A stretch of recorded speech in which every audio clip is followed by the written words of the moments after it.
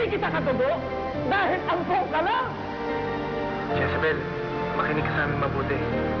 Meron kang dapat malaman. Tungkol saan? Tungkol kay Berbola. Nakuha niyang perlas. Nandyan din siya. Bonding! Sinong kausap mo? Wala. Tandaan mo, maraming mga matang kapatid. Isa na ako. Alam ko na may pagtingin ka kay Fredo. Baka nakakalimutan mo kung sino ka anak. Ako lang naman ang babaeng pinakamamahal niya. Mukha mo lang ang gusto niya, pero hindi ang pagkatao mo. Wala akong karapatang sabihin. Baka nakakalimutan. Katulong ka lang dito. Wala kang halaga sa bahay na to. Isa ka lamang taga-silbi. Taga-sama.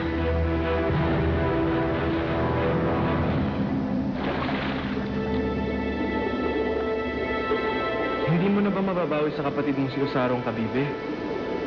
Eh, paano natin makakausap si Jezebel niyan? Mukhang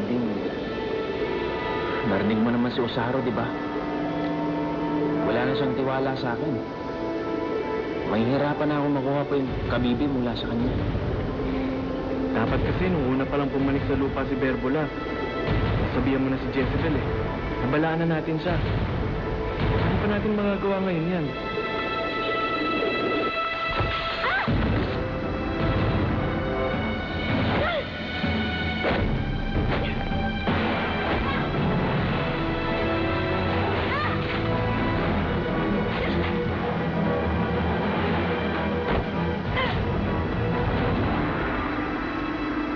Patawarin niyo ako.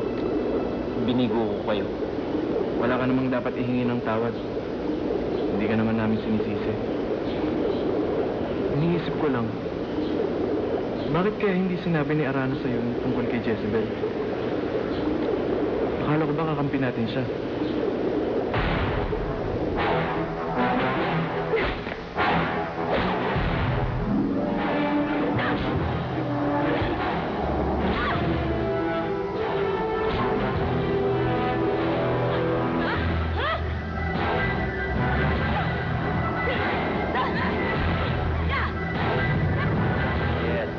The launching of Cassandra as our sunset girl was a success. Oh, pero hindi pa tayo doon nagtatapos, ha? Soon, we will be shooting our commercial for Sunsilk. Yes.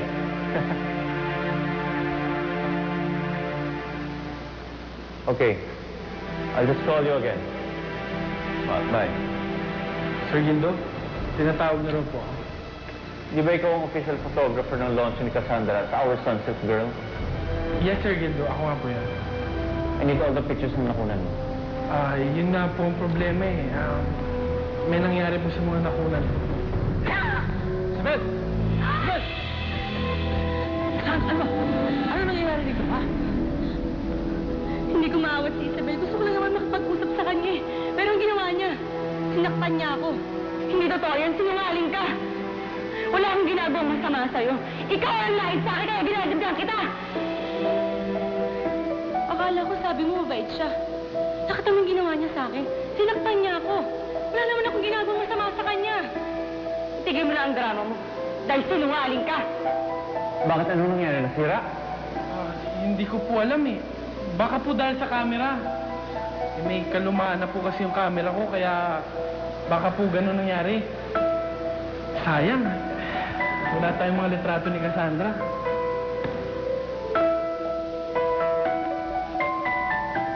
Ako naman lumalapit para makipagkaibigan sa'yo. Ganyan pa ginagawa mo. Pwes, hindi kita gusto maging kaibigan. Ana, tama na. Kasama, pumasok ka muna sa loob. Pumasok ka na mag-uusap kami ng Isabel. Sige na.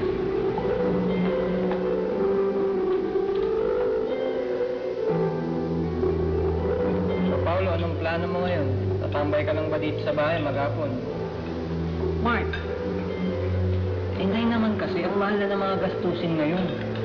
Eh kung hindi na ipagpapatuloy ni Paolo yung pag-aaral niya, mabuti pa sigurong maghanap na siya ng trabaho nang sa gayon makatulong siya sa gastos dito sa bahay natin. Eh anak, sandali pa lang namang nakakapagpahingang kapatid mo. Eh bakit ba hindi mo muna bigyan ng konti pang panahon para makapag-isip-isip? Ano ba talaga nangyari? Sir Fredo, totoo. Sir Fredo, yun po yung totoo, yun po yung paniwalaan niyo. Wala akong ginagawang masama sa kanya. Isabel, alam mo kung si Betty pa to? Maniniwala ako eh. Pero si Cassandra, anong motibo niya para saktan kasing yan? Hindi ko rin alam. Pero yun ang totoo. Nilapitan niya ako at nilait-lait niya ako. Posible. Sir Fredo, pinagtanggol ko na yung sarili ko. Mabait si Cassandra. Biniling ko sa kanya na kaibiganin ka. Ngayon, kapag naiinip siya, pupuntahan ka niya, yun ang sabi ko sa niya para kausapin ka. Baka yun ang ginawa niya, kinausap ka niya. Pues hindi niya ako kinausap. Dahil nilait-lait niya ako. Pues hindi ko na alam kung anong paniniwalaan ko. Hindi na po kailangan na eh. Alam ko na po kung anong gagawin ko. Yun naman pala eh. May bagong bukas daw na pabrika doon. Kuya, pagpapatuloy ko ang pag-aaral ko. Ako sabi ko mga professor ko para bigyan nila ako ng recommendation letter. Huwag ka mag-alala. Mag-aanap ako ng part-time job. Pero baka sa eskwelahan na rin. Bilang janitor, okay na sa akin.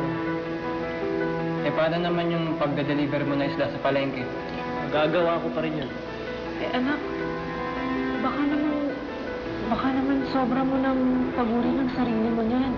Nay, mabuti na yun sa kanya, maging busy siya. Nang sa ganun, mawalan siya ng oras doon sa pag-iisip doon sa Sheila May na yun. Pwede po ba? Huwag niyo po natin siya pag-usapan pa. Tapos na yun eh. Nakaraan na. Dapat hindi na binabalikan pa. Basta isa lang alam ko, Isabel. Pinagkatiwala ko sa'yo. Biniling ko sa'yo si Cassandra, nakiusap pa ako sa'yo. Sabi ko, kaibiganin mo siya. Pero ano ginawa mo? Dahil nilait niya lang ako. Hindi niya gusto makipagkaibigan sa akin. Yun yung totoo, yun yung paniwalaan mo. Sana, binigyan mo siya ng pagkakataong maging malapit sa'yo. Sana sinubukan mo man lang siya intindihin. Mahirap ba yun?